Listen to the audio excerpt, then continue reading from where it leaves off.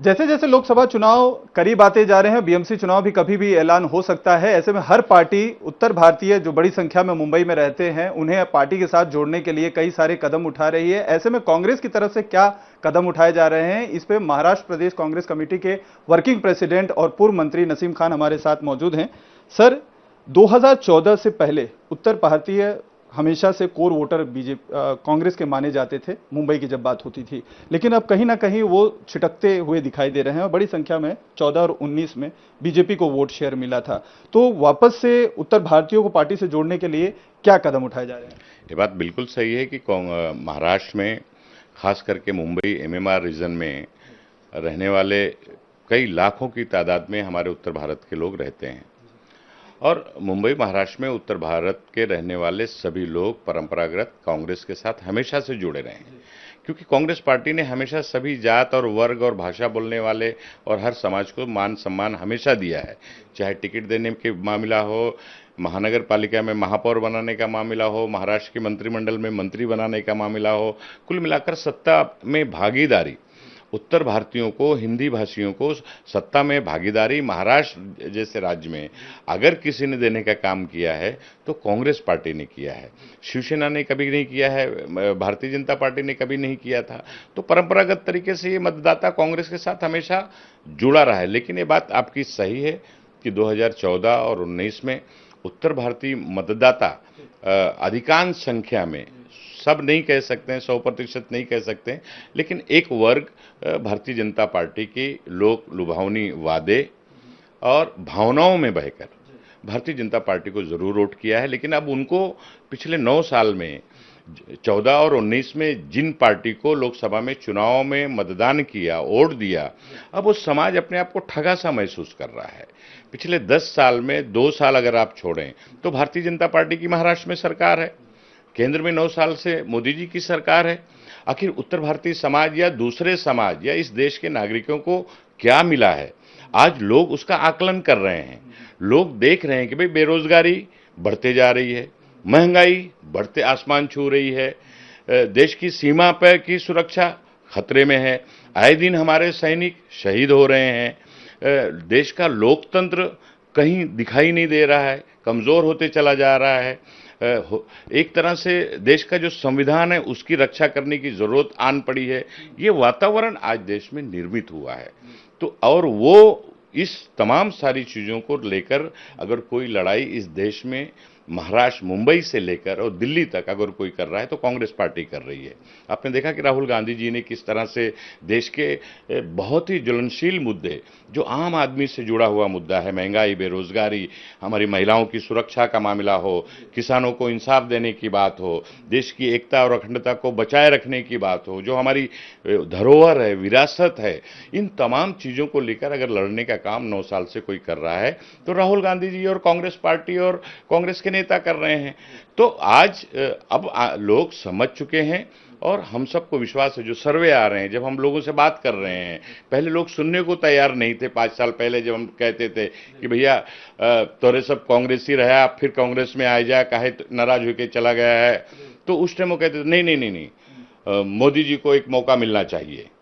तो लेकिन आज उनका अब मोह भंग हुआ है, क्योंकि महाराष्ट्र में आपने देखा, इतने महाराष्ट्र में आज तक एक मंत्री उत्तर भारतीय जनता पार्टी की सरकार ने नहीं बनाया, कहीं किसी महामंडल में भी उनको जगह नहीं दी है, उस लायक भी नहीं समझा है।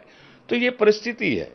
नेतृत्वहीन उत्तर भारतीय महाराष्ट्र में भारतीय जनता पार्टी के जमाने में होते हुए दिखाई दिया है। तो लोगों में रोष है, गुस्सा है, और आप देखेंगे कि आने वाले दिनों में चाहे मुंबई का उत्तर भारतीय हो, ठाणे, वसई, विरार, कल्याण, नई मुंबई, पुणे, नागपुर, सारा उत्तर भारतीय एक साथ मजबूती के साथ कांग्रेस के साथ खड़ा होगा और कांग्रेस गठबंधन के साथ रहेगा। सर, 17 तारीख से जो है, यही 17 अगस्त से बीजेपी एक बड़ी जो है मुहिम शुरू करने वाली है उत्तर भारतीयों के लिए, खास तौर पर उनसे जुड़े जो लोक संगीत है, कजरी का जो एक आयोजन होता है, लिट्टी चोखा का जो आयोजन होता है, इस तरीके के कई सारे उन लोगों को कनेक्ट करने के लिए जो प्रोग्राम्स होते हैं उस तरीके से शुरुआत कर रहे हैं। आप बीच में एक उत्तर भारतीय नेता हैं, लोगों के बीच में रहते हैं, तो क्या कांग्रेस की तरफ से किया जा रहा है ताकि ज्यादा से ज्यादा वोटर कनेक्ट हो सके, आप अपनी बात उनको कह सके, वो जो खमियां रही हैं, आप बता रहे हैं सरकार की तरफ से, बीजेपी की तरफ से, उन तक वो पहुंचे और वो समझ में आए उनको कि जो 2000 पहले से उनका डिसीजन सही था कांग्रेस को वोट देना, वो वापस से आपके साथ जुड़ सके? देखिए, भारतीय जनता पार्टी जब चुनाव आती है तब इस तरह की राजनीति करती है।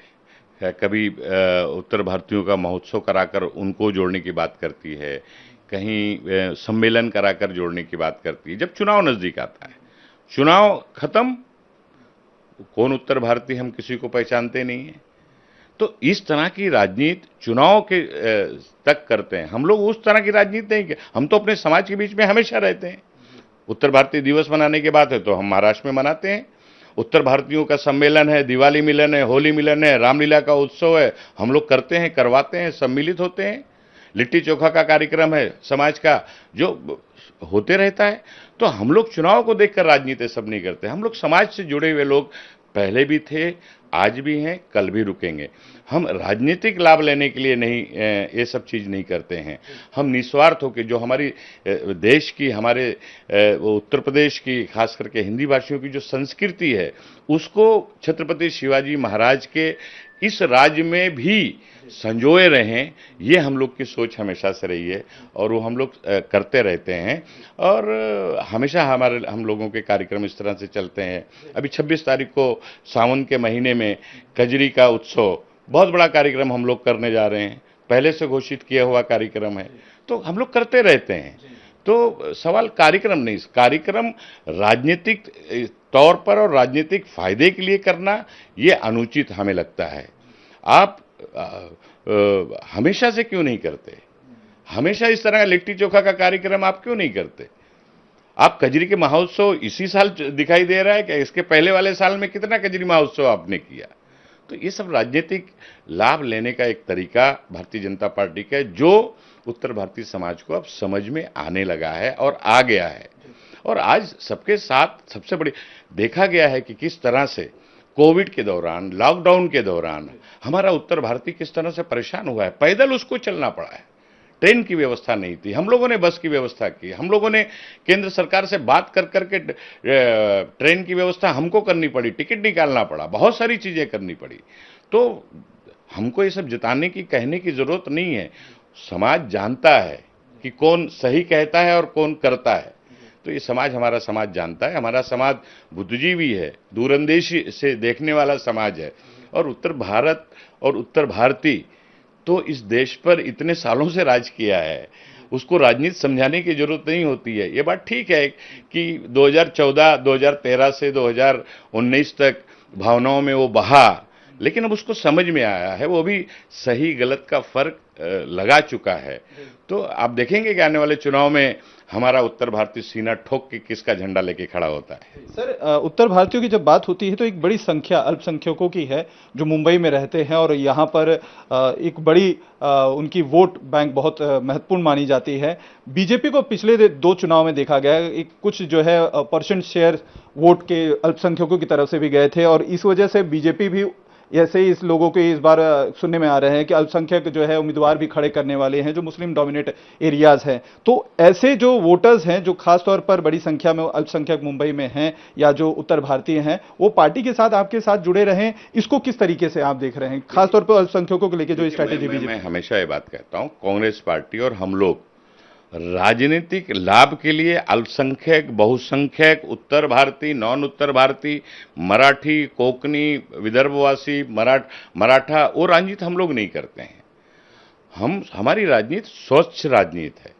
विकास की राजनीति है, भाई बंधुत्व को मजबूत करने की, भाईचारगी को मजबूत करने की राजनीति है।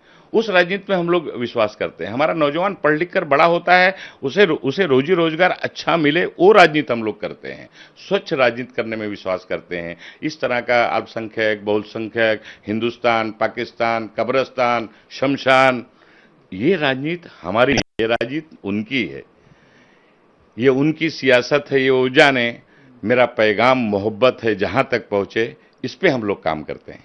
आखिरी सवाल सर, लोकसभा चुनाव को लेकर 6 सीटें मुंबई में हैं और जो बीएमसी इलेक्शन है उसमें भी बीजेपी इस बार तो दावा कर रही है कि जो उद्धव ठाकरे का गुट जो आपके साथ महाविकास आघाड़ी में है उसको सत्ता से बाहर करेंगे और अपना भगवा लहराएंगे वहां पर। तो आप इन दोनों एस्पेक्ट्स पे कितना दावा कर सकते हैं कि कांग्रेस की तरफ से कितना दावा होने वाला है, कितना महाविकास अघाड़ी को सरकार को मिलेगी सीट लोकसभा की, और बीएमसी में क्या होने वाला है? देखिए, भारतीय जनता पार्टी अगर कोई सपना और ख्वाब देखना चाहती है तो मेरा कोई विरोध नहीं है, उन्हें देखते रहना चाहिए। वो इसी में जीते रहें, इसी उम्मीद में वो जीते रहें कि उनका झंडा लहराएगा, उनका झंडा यहाँ लहराएगा, उनका झंडा भारत की पार्लियामेंट पे लहराएगा। ये तो जब चुनाव आएगा जनता तय करेगी ना किसका झंडा लहराना है, किसकी विचारधारा इस देश को और इस राज्य को और इस महानगर पालिका को मजबूत कर सकती है। आज भ्रष्टाचार महानगर पालिका में चरम सीमा पे है। आप जाइए जरा, बर्थ सर्टिफिकेट से लेकर डेथ सर्टिफिकेट लेने तक आपको पैसे के बिना आपको सर्टिफिकेट नहीं मिलता है। इतना बड़ा भ्रष्टाचार, जगह जगह पे कचरे का अंबार, रास्ते में भ्रष्टाचार, काम कराने में गटर, नाली, पानी की सप्लाई। मुंबई एशिया की सबसे बड़ी महानगर पालिका है। 50-52-53 हजार करोड़ का बजट वाली महानगर पालिका भ्रष्टाचार की बलि चढ़ गई है।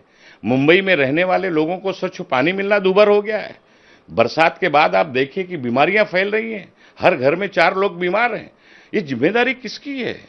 आज गरीब बच्चे अपने स्कूली महानगर पालिका के स्कूलों में पढ़ने के लिए भेजने से कतराते हैं, क्योंकि उनको बैठने की सुविधा तक नहीं है, अच्छी शिक्षा नहीं है। महानगर पालिकाओं के स्कूल सारे बंद पड़ते जा रहे हैं। उनके परिवार के लोग उनको विड्रॉ करके प्राइवेट स्कूलों में डाल रहे हैं, हालांकि वो फीस नहीं वहन कर सकते, फिर भी अपना पेट काट कर प्राइवेट स्कूलों में पढ़ाने के लिए तैयार हैं। तो ये जिम्मेदारी क्यों? आज अस्पताल में दवा नहीं मिलती है, डॉक्टर नहीं है, स्कूल में टीचर नहीं है, गली गली में आप जाइए तो रास्ते चलना दुश्वार हो गया है। 2 घंटा बारिश हो जाए तो पानी का जल जमाव हो जाता है। ये जवाबदार कौन? आज महाराष्ट्र की सरकार और महाराष्ट्र की सरकार ने जो प्रशासक बना कर रखा है मुंबई महानगर पालिका में, कोई जनप्रतिनिधि नहीं है, आवाज करने वाला कोई नहीं है, शिकायत करने वाला कोई नहीं है, सुनने वाला कोई नहीं है। पिछले ही हफ्ते हमने इस भ्रष्टाचार के खिलाफ महानगर पालिका के 24 के 24 वार्ड में कांग्रेस पार्टी ने मोर्चा निकाला। तो ये लोग देख रहे हैं, जनता सब जानती है, देख रही है, खुली आंख से देख रही है कि क्या परिस्थिति है। तो जब चुनाव आएगा तो महाराष्ट्र की, मुंबई की जनता, सभी समाज के लोग मिलजुल कर सबक जरूर सिखाएंगे, हमें विश्वास है। सर, बात करने के लिए बहुत बहुत शुक्रिया। तो ये थे नसीम खान, जिनका साफ तौर पर कहना है कि चुनाव जब आएगा तो जनता सबक बीजेपी को सिखाएगी, क्योंकि मौका परस्ती वाली राजनीति करने वाली पार्टी है और कांग्रेस हमेशा जनता से जुड़े हुए मुद्दे और उनसे जुड़ी हुई पार्टी है। ऐसे में विश्वास इस बार कांग्रेस को ही मिलेगा और कांग्रेस को सत्ता में कितनी भागीदारी मिलती है वो जनता तय कर देगी। कैमरामैन संतोष द्योते के साथ अतुल सिंह, इंडिया टीवी, मुंबई।